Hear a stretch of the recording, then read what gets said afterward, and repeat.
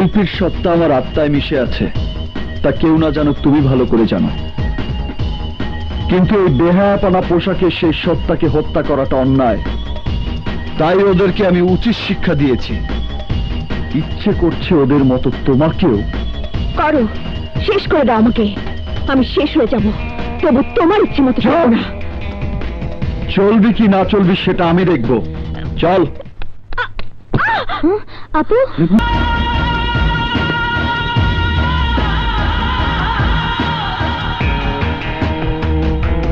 নাম, যশ, খ্যাতি আর অর্থের লোভে মেয়েকে সুপার সিঙ্গার আর মডেল স্টার বানানোর জন্য লাশ শরমের মাথা খেয়ে এই বেহায়াপনা পোশাকে দেখাচ্ছে বাপ হিসেবে আপনার মরে যাওয়াই ভালো।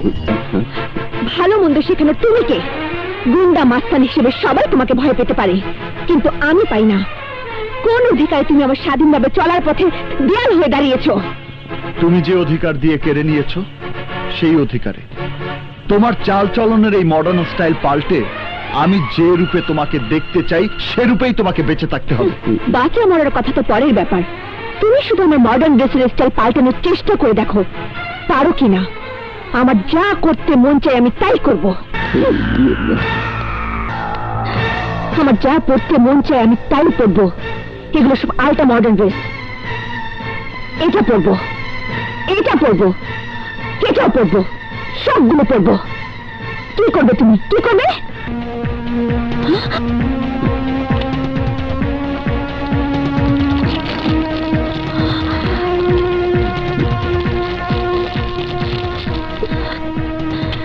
আমি কি করতে পারি সেটা বুঝতে বাকি আছে।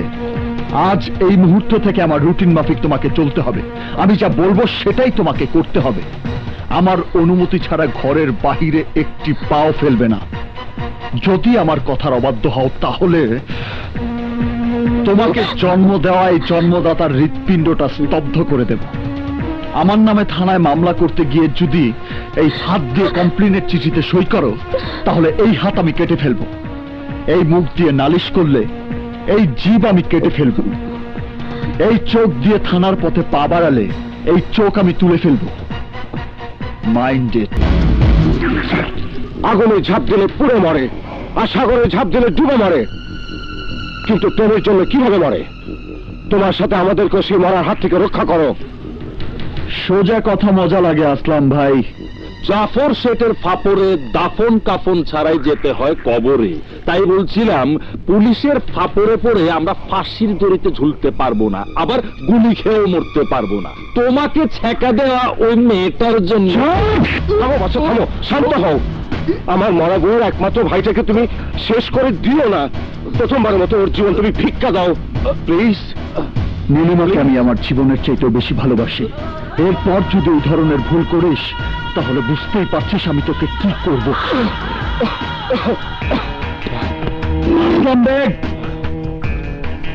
আমার প্রেম, আমার ভালোবাসাকে ফিরে না পাওয়া পর্যন্ত আমি তোমার আন্ডারওয়ার্ল্ডের আরেকটি কাজও করব না। মাইন্ড।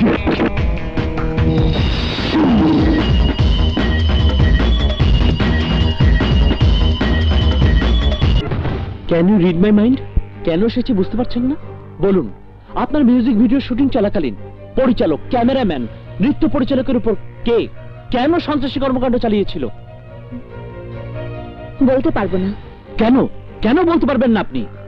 আমাদের জীবনের নিরাপত্তার স্বার্থে। আমি সে নিরাপত্তা দেব। কতদিন, কত মাস দেবেন? ওরা শতদিন শত মাস পরে হলেও এর প্রতিশোধ আমাদের জীবনের উপর দিয়ে নেবে। ও, তার মানে আপনি মুখ খুলবেন না? না। তাহলে আজ ওই সন্ত্রাসীকে গ্রেফতার করে আপনাকে সাক্ষীর কাঠগড়ায় দাঁড়াতে বাধ্য করব। দেখব আপনি মুখ না খুলে কি করে থাকেন। আমার মেয়েকে নিয়ে তুমি যে স্বপ্ন পূরণ করার আশায় জুলুম শুরু করেছো, আমি আর তা বরদাস্ত করব না। যদি আপনি ছাড়া এই কথা অন্য কেউ বলতো তাহলে জুলুম কত ভয়ঙ্কর তা সে টের পেত। সেরকম কিছু আমাকে করতে বাধ্য না করে বলুন, আমার অনুমতি ছাড়া নীলিমা কোথায় গেছে বলুন। নগর শপিং কমপ্লেক্সে। কখন গিয়েছে? 10টার দিকে।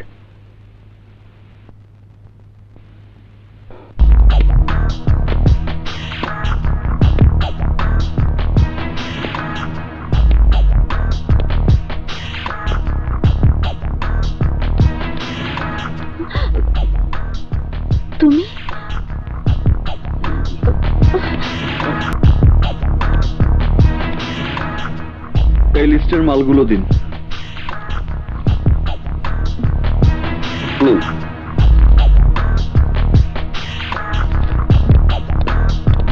আসসালামু আলাইকুম।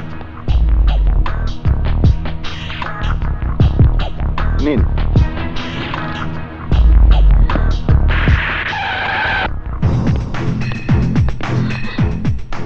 তোমার লেগেছে 2 ঘন্টা, আমার লেগেছে 1 ঘন্টা। প্রথম অন্যায় হয়েছে আমার পারমিশন না নিয়ে ঘর থেকে বের হওয়া, আর দ্বিতীয়টা হচ্ছে লেট করে আসা। বলো, এই 1 ঘন্টা তুমি কোথায় ছিলে? কোথায় লেট করেছো? কার সাথে লেট করেছো? কেন লেট করেছো? অন্য কোনো পুরুষের সাথে ছিলে, নাকি আমার নামে পুলিশের কাছে নালিশ করতে থানায় গিয়েছিলে? বলো বলো।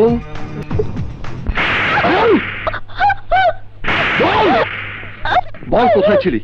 বল কোথায় ছিলি? Shit!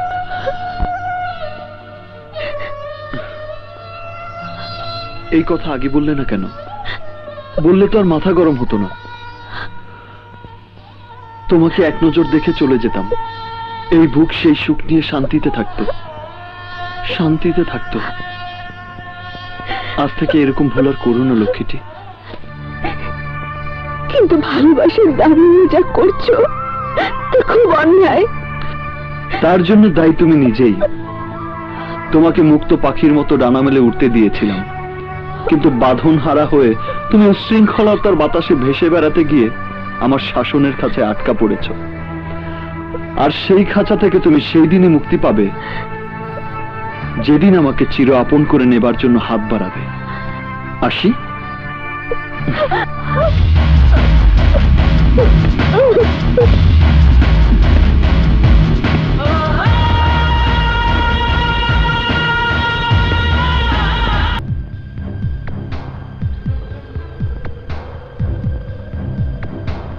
আজ এই মুহূর্ত থেকে আমার রুটিন মাফিক তোমাকে চলতে হবে। আমি যা বলবো সেটাই তোমাকে করতে হবে। আমার অনুমতি ছাড়া ঘরের বাহিরে একটি পাও ফেলবে না। যদি আমার কথার অবাধ্য হও তাহলে তোমাকে জন্ম দেওয়া এই জন্মদাতার হৃৎপিণ্ডটা স্তব্ধ করে দেব।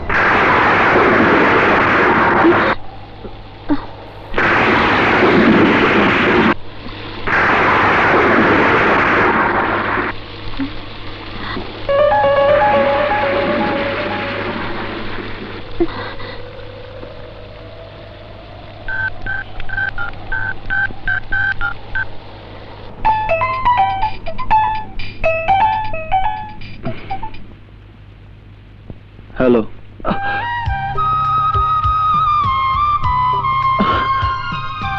কি ব্যাপার, কল রিসিভ করে কথা বলছো না কেন? কি করে বলবো? আলাদিনের আশ্চর্য প্রদীপ পাওয়ার মতো জীবনেই প্রথম তোমার কল পেয়ে ভাষা হারিয়ে ফেলেছিলাম। এখনো ভাবছি তুমি ভুল করেছো কিনা।